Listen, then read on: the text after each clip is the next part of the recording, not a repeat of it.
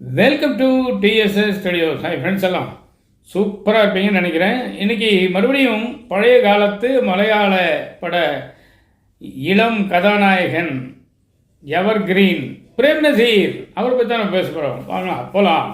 Okay, அந்த காலத்தில் 3 shift தொடர்ச்சியாக ஒர்க் பண்ணியிருந்தாராம். கிட்டத்தட்ட 16-18 மணி நேரம் ஒரு நாளைக்கு நடிப்பு. வேறு வேறு படங்கள் மாறி மாறி நடிச்சுட்டே இருப்பார்.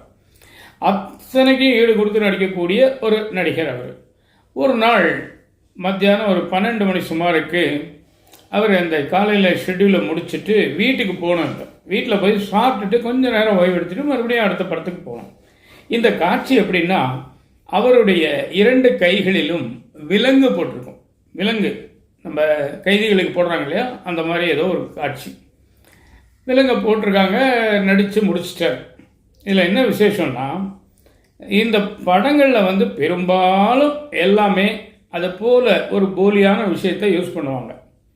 உதாரணமாக ஒரு கல் எடுத்து அடிக்கிறாங்க அப்படின்னா அது கல்லாக இருக்காது. அந்த காகிதத்துலேயோ அட்டையிலையோ கல் மாதிரியே செஞ்சுருப்பாங்க, வீசுவாங்க, மேலே பட்டாலும் ஒன்றும் ஆகாது. ஆனால் இந்த விலங்கு ஒன்று மட்டும் ஒரிஜினலாம், அது சாவி இல்லாமல் திறக்கவே முடியாது. கத்தி கப்படாது, இது நெருப்பு எதுக்கும் மசியாது.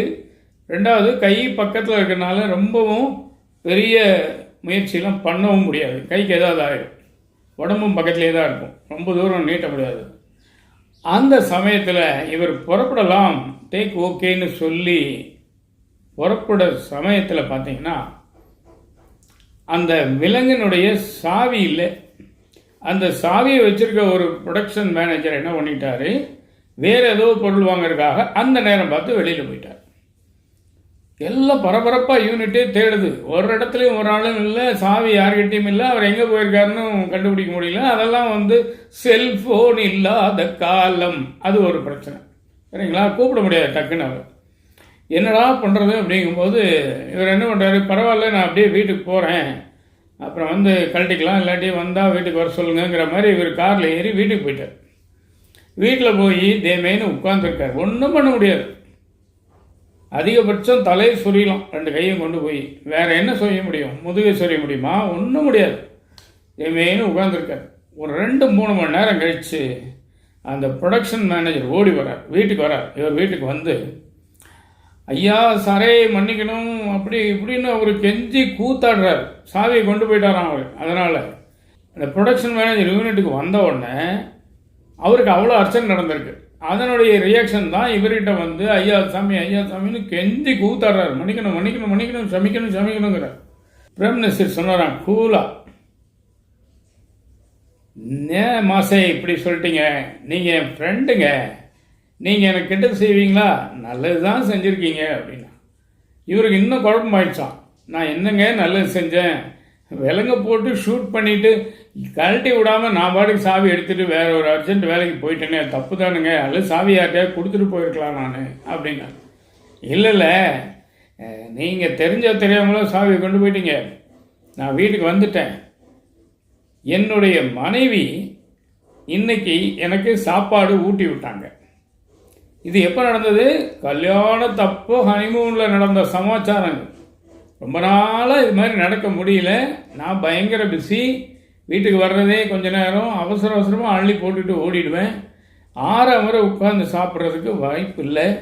இன்னைக்கு எனக்கு சாப்பிடவே வாய்ப்பு இல்லை. கை 2 கட்டி போட்டதுனால அவங்க எனக்கு சாப்பாட்டை ஊட்டி விட்டாங்க. இது நல்லதா கெட்டதா?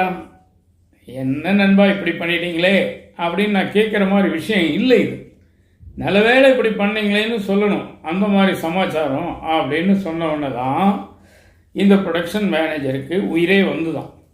இல்லாட்டி ஒரு பெரிய ஹீரோ இந்த மாதிரிலாம் நடந்ததுன்னா நாளைக்கு இவருடைய வேலைக்கே பிரச்சனை வரலாம், அல்லது இவர் ஒர்க் பண்ணுற படத்தில் நான் ஒர்க் பண்ண மாட்டேன்னு கூட சொல்லலாம். அந்த மாதிரியெல்லாம் ரொம்ப இருக்குது. ஆனால் இவர் இல்லை, பிரேம் நசீர் அப்படி சொல்ல மாட்டார். இருந்தாலும் அவருக்கு பயம் தானே. புதுசாக நடிக்க வந்தவங்க, எக்ஸ்ட்ரா நடிக்கிறவங்க, இந்த ஜூனியர் ஆர்டிஸ்ட்னு சொல்கிறோம்ல, இவங்களெல்லாம் பயங்கரமாக விரட்டுவாங்க. ஆனால் ஹீரோ ஹீரோயின் உச்சபட்ச நடிகர்களை பேசவே கூடாது அவங்க முன்னாடி. அந்த அளவுக்கு ஒரு காலகட்டம் இருந்தது. ஆனால் பிரேம் நசீர் அப்படி இல்லை, மனிதத்தன்மை உள்ள ஆள். அதை ஏற்றுக்கிட்டார். உன்னால தான் எனக்கு என் மனைவி வந்து சாப்பாடு ஊட்டினாங்க, இப்போ நான் வெறுங்கையோடு வந்திருந்தேன்னா நான் தானே சாப்பிட்ருப்பேன் அப்படிங்கிற மாதிரி அந்த ஒரு எதிர்மறையான விஷயத்திலையும் ஒரு நேர்மறையான விஷயத்தை கண்டுபிடிச்சி சந்தோஷப்பட்டு அவர் வாழ்த்தி அனுப்பிச்சிட்டார். எப்பேற்பட்ட மனிதர் பார்த்தீங்களா பிரேம் நசீர். அருமையான விஷயம்னு என் மனசில் படுது, அதனால தான் நான் சொல்கிறேன். உங்களுக்கு நிச்சயமாக பிடிச்சிருக்கோன்னு நம்புகிறேன். உங்கள் கருத்துக்களை எதிர்பார்க்குறேன். மீண்டும் அடுத்த எபிசோடில் சந்திப்போமா? அதுவரை உங்களிடம் வந்து விடைபெறுவது உங்கள் அன்பன் டி. சண்முக சுந்தரம், போத்தனூர், கோயம்புத்தூர். நன்றி, வணக்கம்.